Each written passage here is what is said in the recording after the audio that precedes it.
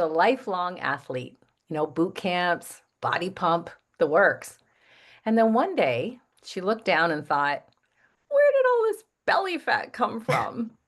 The truth she discovered might just rewrite everything you thought you knew about midlife exercise. Welcome to the Midlife Reset Podcast. This is episode number 36. I'm your host, Cheryl Gordon, and I've walked exactly where my guest has been. It's bewildering, embarrassing, upsetting, right? Today, we're going to give you the evidence and science behind strength training, and quite frankly, save you hours at the gym only to be frustrated by lack of results. I am thrilled to welcome my new friend, Lynn Sederlöf, from Be Fit After 40, which is based in Finland. And it's so fun to have a friend in Scandinavia now, Lynn. Welcome to the podcast. Say hello to Canada.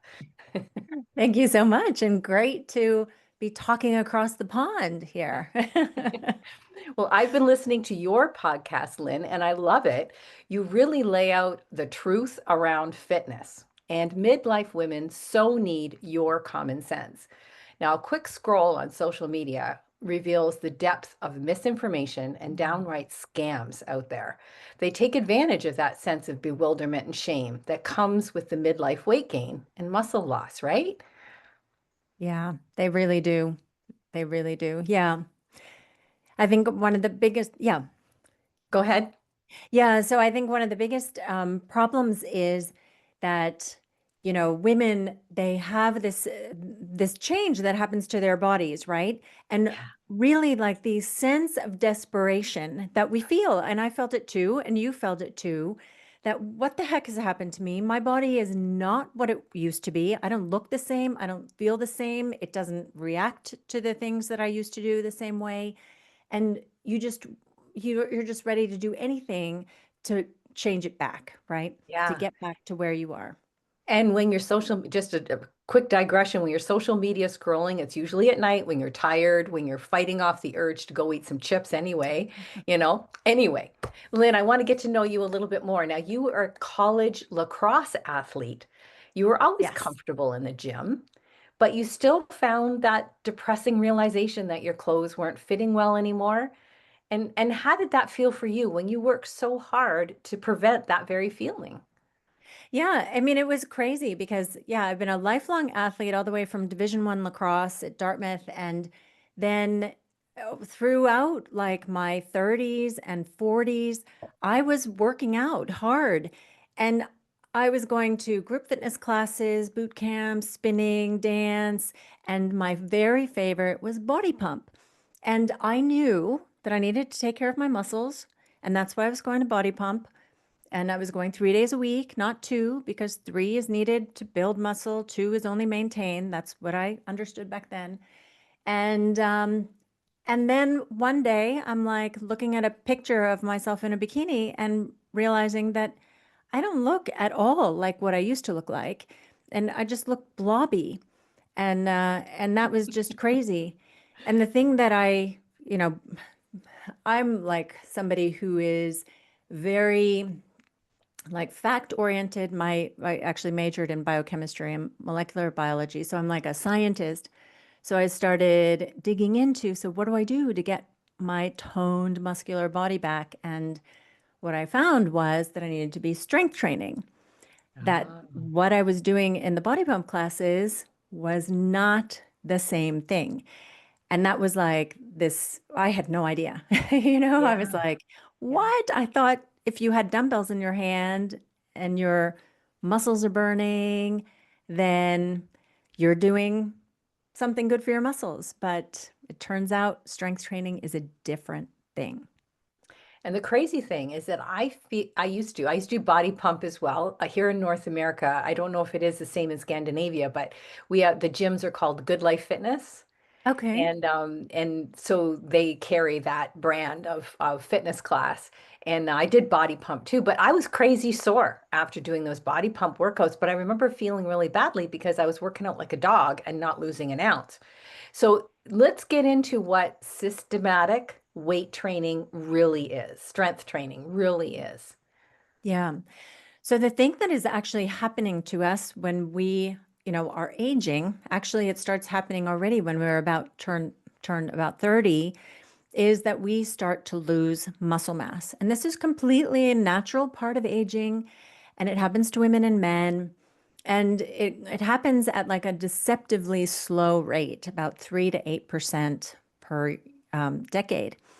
And it a little bit speeds up around menopause. And when all the hormonal changes happen around menopause, then the fat starts to shift. And all of a sudden we realize that, hey, we have lost muscle because of the aging. And then our fat has shifted because of menopause. And also, I think there are other factors that come into play, like, for example, we're probably more sedentary than we were in our 20s and 30s and when we were chasing little kids around and that kind of thing. And the thing that we need to be doing is getting into proper strength training to get our muscles back. Now, how you build muscle is something that has been studied. Like there is a lot of research on this because, there are bodybuilders and there are professional athletes. We try to win the Olympics, all these kinds of things. So this has been very much studied. How do you put muscle on a body? How do you increase people's strength?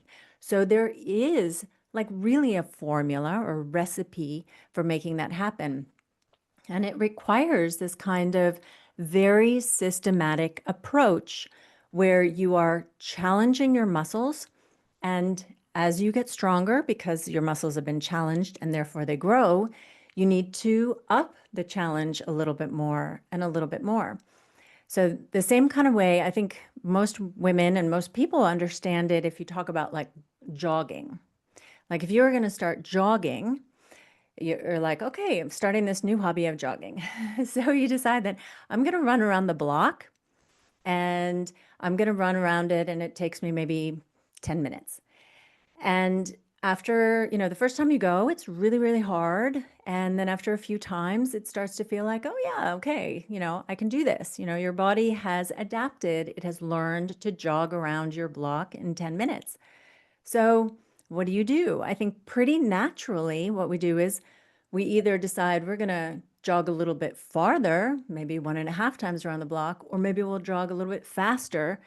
But I don't think very many of us will like just jog around the block forever and take 10 minutes to do it, right?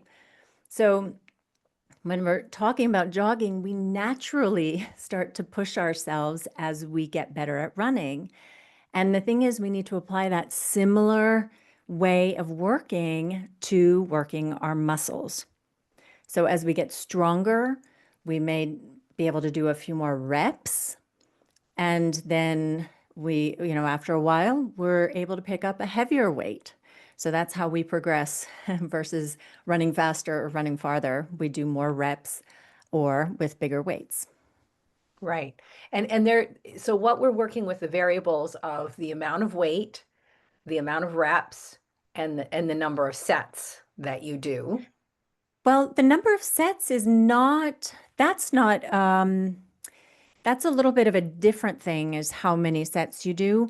It's so this gets into a little bit of the nuance, but what they have learned from studying muscles is that basically, if you're doing strength training, the first set that you do, that's a working set, is the one where you're going to get the most bang for your buck.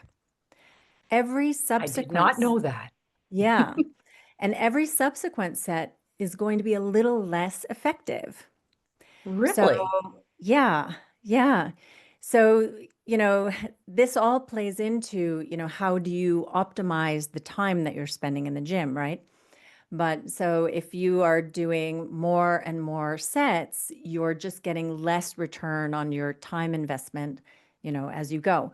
So Ah. somewhere around like 3 or 4 sets, I think is plenty. But even if you were to go in and just do one set, like you're getting the most bang for your buck with that one set. That's fascinating. So, and then so you're keeping track in your workout program of what weight you're working with, how many reps you're able to do. How do I find out, Lynn, what my ideal weight is when I'm going in to do my first set? How do I know what my ideal weight is? Yeah, so that's a really good question because this is where I think weight training is wonderful because it is going to depend on who we are and how strong we are and how strong that particular part of our body is. So it is completely individual. So each one of us will go in and, for each one of the exercises we're going to do, we're going to have to figure out what is the weight that we will lift. And the way you would do this is, let's say we're going to do bicep curls. So you'd pick up a weight that feels like it, feels like something, right? Not like a feather. And then you start doing bicep curls and you figure out like, okay, is this something where I could do about 8 reps before like my arm won't bend anymore? And if so, then that's an appropriate weight for you. And if you're like sitting there and you're on rep number 30 and you're like, okay, I could keep doing this, till the cows come home, it's too light. So pick a heavier one. So like that. So each of us needs to find our own starting point. And and then actually this brings up a good point with like adding reps and then adding weights is that in order for us to do that, we have to follow a set program. We can't be changing it all the time, right? I mean, if you think about it, um, if you're trying to train your biceps or like trying to get better at the bicep curls, if you are doing bicep curls one day and then you don't do them again for like many weeks, you're not going to be able to progress in bicep curls. So you want to get a program and stick with that same program for 8 to 10 or even longer, weeks. So it's a really, really different way of working out than what we've been doing in group fitness classes, in body pump classes, Right. where they talk about, oh, we should be switching things up. And no, actually, you need to be like consistently doing the same thing, just, pushing your body to do it with a little bit, more challenging weights as you Mm. go. Oh, this is great stuff. So let's go into why women don't do this. All my friends and all my clients know, we all know women lose muscle mass, we lose bone mass, and we want to keep strong. I'm 62 and I'm hoping to go maybe for another 30 years working because I love what I do. Yeah. So I need to stay strong. So I know I need to do this, but what are some of the barriers or some of the myths that you find in your clients? Because you're a certified menopause fitness specialist, right? Yes. Yeah. So what are some of the women saying to you why they don't want to do this? Like, I mean, it seems like a no-brainer. Yeah. I think, well, for a long time it was that women didn't realize, right? And I think luckily it's becoming a more mainstream conversation right now that women need to be strength training, not just working out with weights, because they're two different things. But I think there's still a lot of women feel like going into the gym or lifting weights, I mean, that's something for men or for young boys. It's dangerous if you're older. And it is not dangerous. I mean, I think my mom also probably has this impression that we go in and everybody's got like 200-pound weights and, muscles bulging and everything. No, you can have a 1 pound weight and be challenging yourself. You start where you are at. And little by little, you get stronger to the level of, your abilities. So I think that is one of the big ones is that women feel like they, it's not for them. And that it's scary. You're going to hurt yourself. But I have to say, like for example, in my community of women who strength train with me, so we do these weekly posts where everybody tells like how their strength training is going and what their plan for the week is. And every now and again, someone's, will say that, hey, I hurt my arm or whatever. But I'll tell you, it's never done while they're strength training. They hurt their arm, I don't know, in the garden or whatever, doing something totally different. So it really, it is generally not like in the controlled atmosphere of you doing your reps, with particular exercises. But then, like on the other hand, I think one of the other things that women are a little bit afraid of is that they'll get bulky, right? Mhm. And I understand this because I mean, we grew up with these kinds of female ideals who were very slender. They had slim arms, and now unfortunately this skinny, I guess they call it skinny talk, is coming back that, Oh God, no. women, yeah, they're using the GLP-1s, the microdosing to lose fat and become thin and whatever. But so women, we were afraid to get too bulky. But to that, I would say that, first of all, muscle is hard to build. If it were easy, everybody would be out there, with biceps. I mean, every guy out there at least would be, right? Because if it were easy, it's not easy. It's not easy even for men who have all that testosterone in them. And it's not easy for us.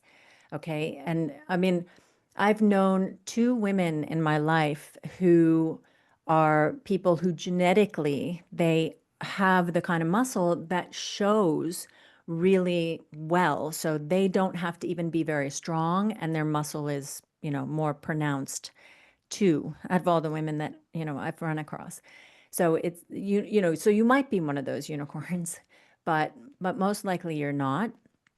And then the other thing is that you can always kind of stop progressing as quickly, right? When you get to a point where you feel like, hey, this is enough muscle for my taste, And the way that I suggest women do that is that when you start strength training, you take like a video of yourself. So these are progress videos. And I say a progress video rather than just progress pictures because pictures, they're harder to set up, plus you only see certain angles. But if you take a video of yourself, you see like what you really look like a lot better. But anyway, so the idea there is that in the morning, in the same kind of environment, so I like to do it in the basement of my house so I can control the lighting. So it's the same every time. I set up my phone on the same place every time. I have the same, underwear and bra on every time. And then I go through the same motions every time. And that way the videos are very comparable and I can look at them and then I see more objectively than if you're just looking in the mirror, like what do I look like? And if at some point I feel like, oh my God, too muscular, then I can tone it down, just not, push as hard, maybe level out where you are, not keep trying to add reps and weight so aggressively as you're going. But I'll tell you, in year 4 here, and I'm nowhere near where I feel like, oh no, gotta tone down, you know? Like you say, So, especially for menopausal women, it's very difficult to put on muscle. So I think that's a myth. I don't think anybody's going to get to the point where they feel they look too strong. yeah. And muscle is so good for our health, for our metabolic health. Well, first of all, like it increases our base metabolic rate, and then it helps so much with insulin sensitivity. So it's got enormous health benefits. And I have to say with the clients that I've worked with that, they start to feel stronger and then they say, in the beginning I was feeling like I just wanted to lose weight, but oh my God, being strong is so cool, you know? So Yeah. it's It's just badass, really man. empowering. It really is. It really is. So, I have so many questions, but I know we want to keep this conversation trim because people are busy. But I do want to address one further myth, and that is that weight training is boring because you do the same workout, right? You're not in like a Yeah. woo-woo class with flashing lights and fancy music and a bunch of people screaming at you. Yeah, yeah, it's really true. It is a totally different thing to do the strength training. And I mean, I personally find it kind of zen because, when you have the same program, you know what you're going to do. When you have an app that you track it in, you don't have to do a lot of thinking, while you're there. You're like, okay, I'm going to do I don't know, shoulder presses, I use 15-pound weights.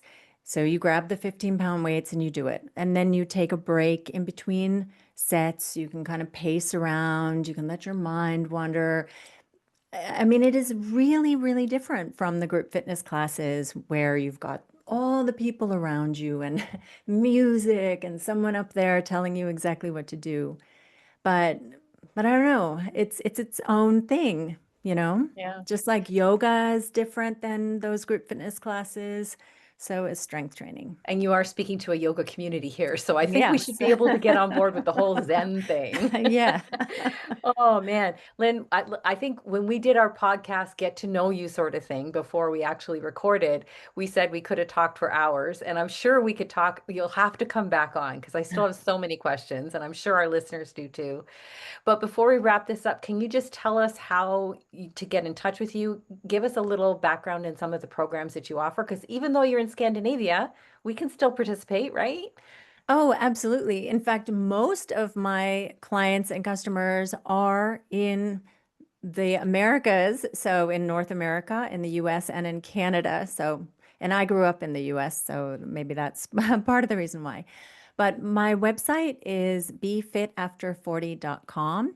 And I have my main programs are a Learn to Lift program where I get you started with a strength training program, all the instructions, all the education so that you actually get results. It's a 10-week program. And I tell you, women, even within that 10 weeks, they're noticing a difference and feeling stronger and better about their bodies. And then for women who might have, been in the weight room before, had a little experience, don't feel like they are complete beginners, I have a membership. And there I give the programming. You can train 2, 3, or 4 times a week, home or gym. So I really have worked hard to lower the barrier to getting started and to keeping going with strength training because it's so, so important for us. And I think the best part is that it just makes you feel so much better and allows you to really live the life that you want to live, right? You feel better in your body functions better, you can live independently, do your dreams, live your dreams. Yeah. Yeah, and it is very empowering. I love my strength training. So we will put the link to Lynn's website in the show notes today. And I would just like to encourage our listeners, maybe Lynn has a podcast as well. You can find that through her website. I've been really enjoying getting educated around these things. And in some of the previous episodes of the Midlife Reset podcast, we did talk about, for example, myths around cardiovascular exercise. I really want everybody who's listening to this podcast to go back to that one. I'll put a link to it in the show notes again, because I think that's where you'll get your time back, ditching the cardio, picking up a couple dumbbells, and really getting buff, man. Thanks, Lynn, so much for coming back. I hope you come and visit us again. I will. Thank you so much for having me. Namaste. Namaste. Hey, girlfriend, I'm so glad that you're listening to this podcast. But I wonder if you wanted to take the work a bit deeper. Would you like to feel lighter, sleep better, and wake up energized again? Join my 60-minute free masterclass to learn the 5 steps that help me lose 25 pounds, reset my body, and finally feel calm, strong, and confident again. You can register on my website, and I really hope to see you soon.